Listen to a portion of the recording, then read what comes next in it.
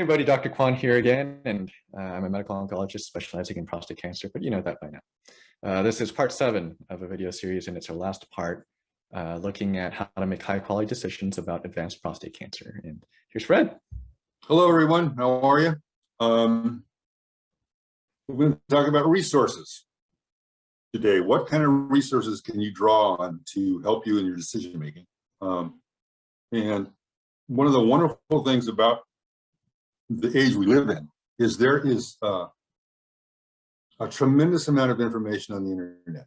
You know, there are studies, there are papers written by doctors, there are review of drugs and their effects. I mean, it's amazing how much information is out there if you really take the time to drill down. So there's a wide variety of information, periodicals and online forums and chat rooms and all that stuff. And I am fortunate to belong to a very strong support group, which has been in operation for about 37 years here in Marin. And Wow. I joined several years ago when I first got this diagnosis of cancer. And back then, before COVID, you know, we always met every Tuesday night in person. But with the advent of COVID, we've gone to on all Zoom. You know, and there are 30 or 40 members. I mean, I might be wrong in that number. There might be more members, but I think they said something like 10,000 patients have gone through that whole support group system. Wow. And what I'll tell you about that, and this says more about me than I think the support group, is that when I first joined, I would go to these meetings, and you know, some things were happening with me that were scary, and then I had radiation therapy and I felt great. And so I stopped going to the support group, right? And luckily, you know, they allowed me to come back in. I mean, you know, they're a pretty open group. Pretty much anybody can join, you know, but since then, when I had this thing about the hormone therapy, then I rejoined, and I've been very, not involved. I'm not a guy that joins things, you know, a lot. But the wealth of knowledge and experience these members have, there is no better source of information. Now, true, they're not medical professionals, but most of them have had the treatment you're having, or, you know, have gone through other treatments to help other people. And the support group is really what encouraged me to kind of start paying attention and start challenging my doctor and challenging decisions. And they just made me aware there's a whole lot of, there are people involved in that are so knowledgeable. It's amazing. I mean, I'm surprised maybe they wanted to be doctored and didn't become a doctor or whatever, but that support group is invaluable to me. And they're great guys. And they give you a lot of encouragement. You know, it's hard to talk about it without tears, you know, but so I highly encourage people, you know, you guys out there to join a support group. This can mean all the difference. You know, it can really, cancer is a very lonely thing for sometimes, you know, and it's just nice to be around other people that have been shared your experience, you know, and they've been through it, and they can say, no, well, that can happen, it may not happen, but for me, this is what happened, you know, and that kind of stuff, taken collectively from all these people, is a valuable resource. And so I encourage everybody, join a support group. Read. You know. Yeah, I'm so glad that you got so much benefit from your support group. And, you know, some people might not even know how to find a support group. How did you find yours, and what tips would you have for finding one? I found it through my doctor, the doctor that my surgeon who removed my prostate. He was the one that told me about it. And I live in Marin, and it's a Marin-based thing. But, you know, one of the fun things about it is that we have members all over the world. And we'll start these Zoom calls. You know, we get a call, a guy will be in Madagascar on a phone in a restaurant, you know, and it's really cosmopolitan, you know, it feels very cool. You get calls from Florida all the time, you know, guys show the beach in the background, you know, guys are surfing out there. So it's fun, you know, and they're good guys, you know, and they're all still kicking. One of our members, I found out, I was shocked to find out that he was 83 years old. And, you know, he's had just about everything possible, treatment, drug known to man. And, you know, he's still kicking. So, yeah, you get a lot of encouragement from it. So I encourage people to do it. Yeah, you just get such great support, Yeah. and sometimes you can become friends even and do things together. And Mhm. from a medical perspective, the additional benefits are that you just get more real life, knowledge That's right. from That's people right. who've gone through what you might be heading into and can see what could happen in the future. And they sometimes can bring up new treatments or clinical trials that you just haven't heard of and bring that Right. to your That's the doctor. other And thing, that they do that quite constantly and quite often. I mean, yeah, it's yeah, like I so say, some of them are very knowledgeable and they're always doing forward research. What's the next thing? What's coming? I just got a thing from the Prostate Cancer Foundation about this new therapy that's coming out, where they're going to put molecules, attach it to the, I don't know how it works, but you know, maybe I'll use that at some point. I don't know. It's just nice to know these new technologies are coming in and to be aware that there are things going on. You know. yeah, definitely. And that's actually a great segue into the next thing, which is online resources. And you already mentioned how there's a ton out there. And you also mentioned just now the Prostate Cancer Foundation as a good source of information. So there are great foundations like PCF, other foundations like the American Society of Clinical Oncology. Their website is cancer.net. There are government websites which are reputable, like anything from the NCI and the NCCN. And then there's also plenty of resources from your local university or just nationally renowned ones like Mayo or Harvard or of course UCSF. Right. And from our perspective, our patients and doctors have actually put together a nice guide that we'll put in the link down below that has a lot of information about the treatments for prostate cancer and risks, benefits, and all that anybody can Though I have those brochures, are very, very helpful and very full of information. So, yeah. Yeah, exactly.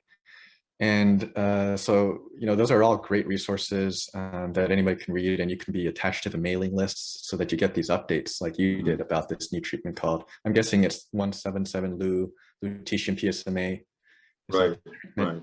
Yeah. Yeah, so that's very exciting. That's a new novel radiopharmaceutical treatment for resistant prostate cancer after hormones. But we won't talk about that. All right. I did want to ask you something, Fred, which is what's your take on getting information from places like Facebook or other social media? I don't use social media. I don't consider those reliable sources of information. I don't need to have that kind of argument going against whatever I'm trying. You know what I'm saying? I mean, yeah, I don't pay attention to it. Yeah, and tell me more why that is. Why that is? Well, because I'm just not. I have had a very active professional career, very successful career, and that was now it turns out it was a long time ago. It was about 20 years ago when I stopped really working, and yeah, frankly, I always had people that worked for me that did all that stuff, and yeah, I guess when I started working, oh, sorry, go ahead. I was going to say, when I started working, we were all using IBM Selectric correcting typewriters, and now we're all, on little phones, right? I just don't want to waste my time on social media. I got too many other things to do. I don't want to get caught up in any of that stuff. So I avoid it. I don't think, I haven't seen much good that comes from it. Yeah, and so I have seen some people go to those sites for actually getting information from other people with prostate cancer.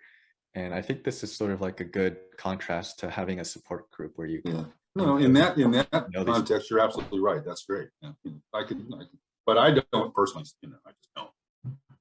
Yeah, and there's something about the anonymity of social media that makes people more prone to putting in not entirely correct or fact-based information, as opposed to a support group. When you get to know the people, you trust them. Right. So it's a little bit different. So I would stay wary of finding information on Facebook media or Wikipedia.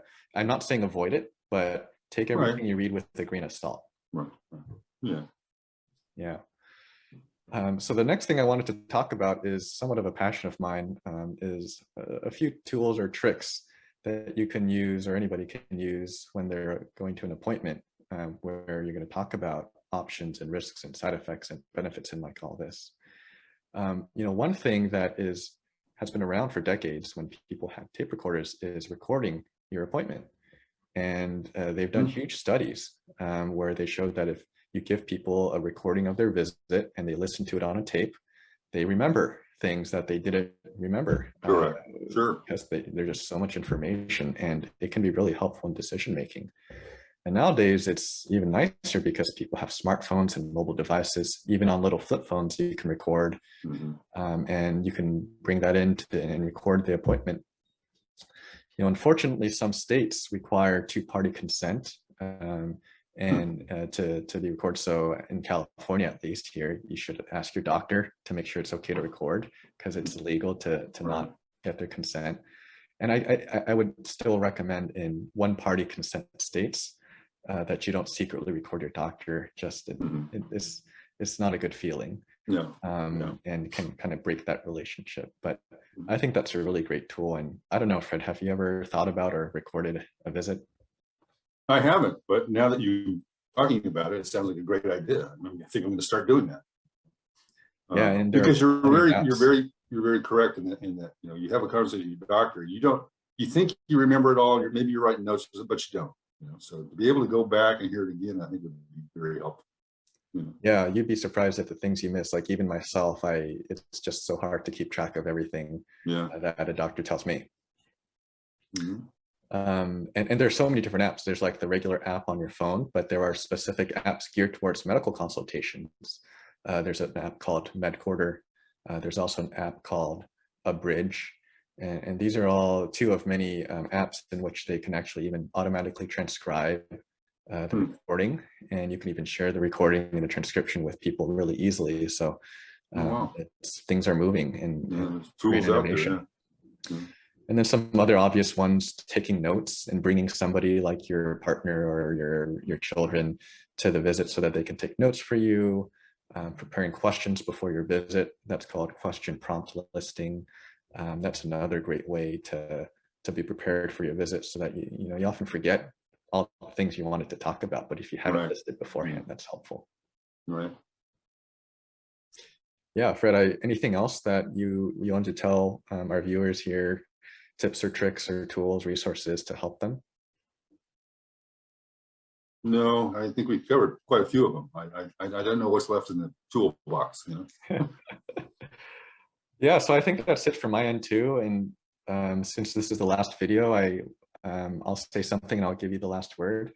But the thing I want to say is that despite all this, oftentimes it can still be really hard to make a decision. You can still feel a lot of conflict or anxiety, and that's completely normal. So I want to normalize that, and it's okay. And it's part of the reason why it's helpful to go through all this with a support group or with loved ones, friends, to have that sort of support. And realize that this is not, this doesn't have to consume you and be your entire life as well. You have other stuff in your life going on that's equally, if not more important than deciding about the prostate cancer. So it's okay if you're still struggling. It's not the end all be all. Fred, anything else you wanted to say? No, I would totally mirror all that. I would just say that, in the final analysis, despite all the people and doctors involved and your decision making, ultimately the decision is yours. And to go on with treatment, to do a different kind of treatment, whatever. But it's really up to you. So I just encourage everybody to be involved in their situation. I was less involved than I wish I had been earlier. I think I've more than made up for it now. But no, I think that's about it. Yeah, Fred, thank you so much for volunteering your time to do all these videos. Well, you're very welcome. It's been a pleasure.